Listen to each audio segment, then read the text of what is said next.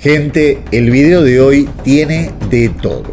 Récord mundiales, un controversial combate, películas, series de televisión, cultura japonesa y mucha acción.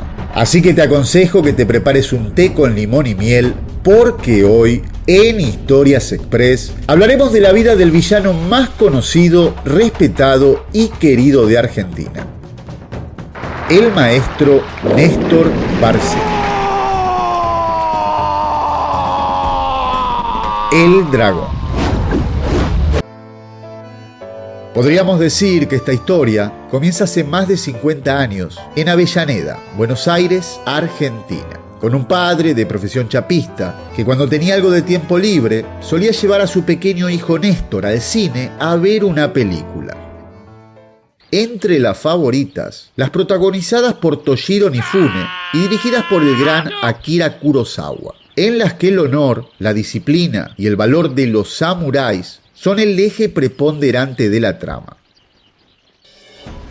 De niño, Néstor parecía ser bastante hiperkinético, por lo que un tío aficionado a la lucha grecorromana pensó que practicar este deporte lo ayudaría a canalizar toda esa energía. Pero esta disciplina no le interesó demasiado, y lo mismo pasó con el judo.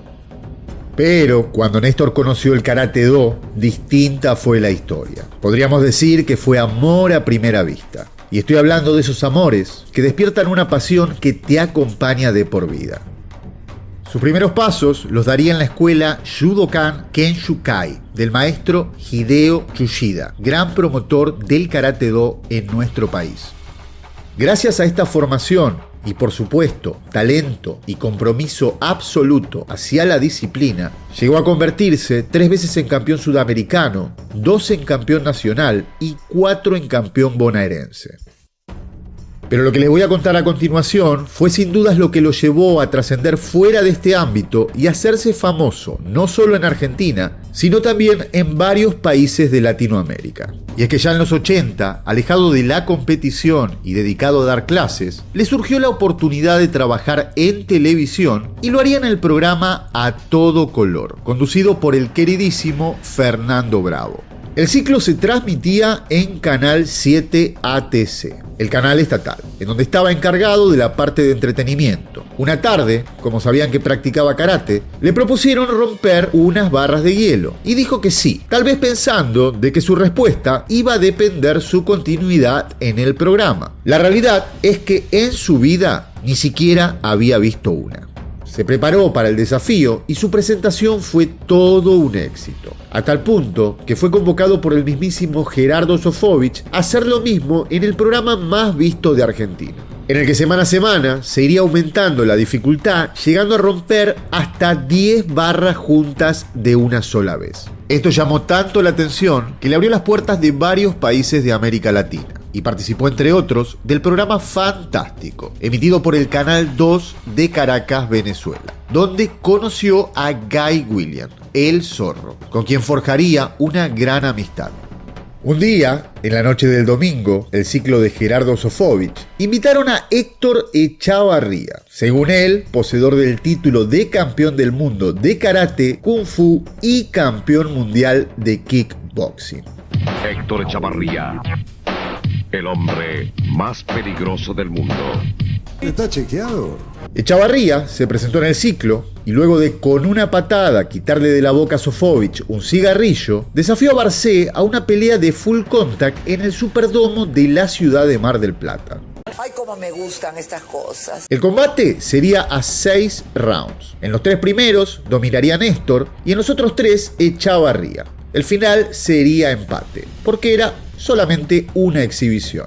Fue así que Néstor viajó a Mar del Plata y cuando llegó vio que en los afiches se anunciaba que estaba en juego el campeonato mundial, cosa que no le agradó nada, ya que como les mencioné antes, solo se trataba de una exhibición. Al plantearle esta disconformidad a los promotores, Néstor amenazó con no pelear, y la respuesta que obtuvo fue que estaba todo vendido y había firmado un contrato, que en caso de incumplir le iniciarían acciones legales. Acciones legales se va a iniciar. Trata documento. Resumiendo, lo obligaron a pelear. Pero eso no es todo, ya que unos minutos antes de la pelea se le acercó Héctor con su hermanastro, que era el árbitro, y con los 3 jueces. Y le preguntaron si pensaba pelear en serio o hacían una exhibición. ¡Wow! Lo pactado, como ya les había dicho, era que en los 3 primeros rounds se tenía que lucir Néstor. Pero al sonar la campana, salió Héctor y le metió 3 golpes. Y así continuó todo el asalto. El segundo fue más de lo mismo. Pero en el tercero, con un Néstor ya convencido de que de exhibición eso no tenía nada, comenzó a pelear en serio. Resumiendo, Echavarría recibió de lo lindo hasta el 6º asalto.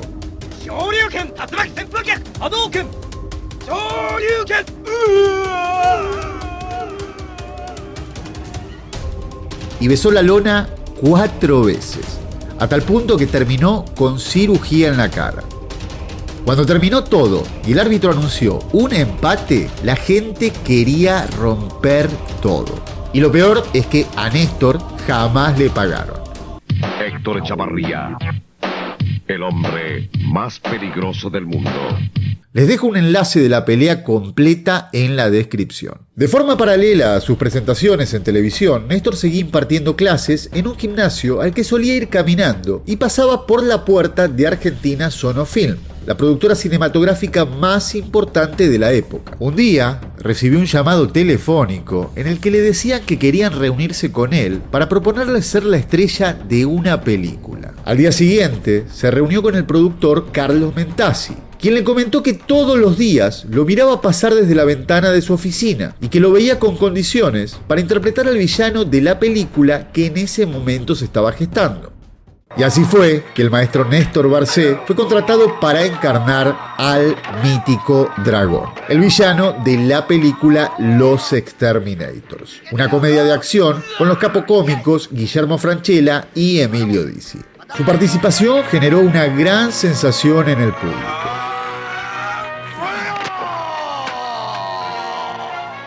Esto lo llevó a que en la siguiente, Exterminator 2, La Venganza del Dragón, apareciera en todo su esplendor, consagrándose como el ídolo de los niños y los adolescentes. Esto pese a interpretar al villano. Más tarde, continuaría dándole vida al dragón durante unos cuantos capítulos en la serie de televisión Brigada Cola.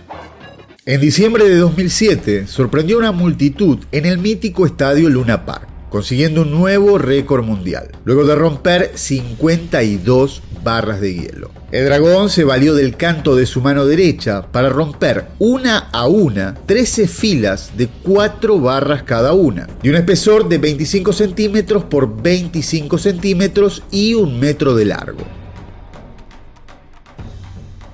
También participó para la señal de cable de History Channel en el programa Superhumanos Latinoamérica, serie producida por el genial Stan Lee, rompiendo ni más ni menos que 60 barras de hielo.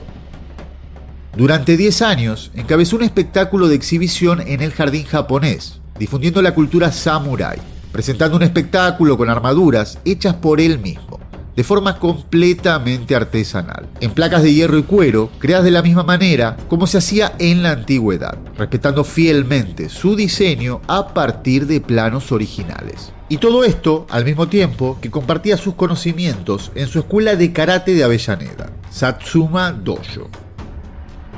Hoy por hoy, el maestro se encuentra viviendo en Córdoba y podemos escucharlo en su programa de radio Al Estilo del Dragón, los sábados de 13 a 14 por Radio Estilo Villa Dolores 92.7. ¿Cómo andan todos ahí en Instagram y cómo andan todos mis amigos de Facebook? Además, es muy activo en redes sociales, Facebook, Instagram y en esta misma plataforma en la que podemos escuchar anécdotas y muy buenos consejos relacionados con el entrenamiento, la alimentación y la salud. En la descripción les dejo todos sus enlaces para que vayan a suscribirse. ¿Qué? ¿Se pensaron que se había ido el dragón? ¡No! Acá estoy. Bueno. Y hasta aquí la historia del dragón, que ha motivado a muchísimos jóvenes a iniciarse en las artes marciales. Gracias por llegar hasta acá, saludos y nos vemos en un próximo video. Y suscríbete y dale a like y si podés comentar también.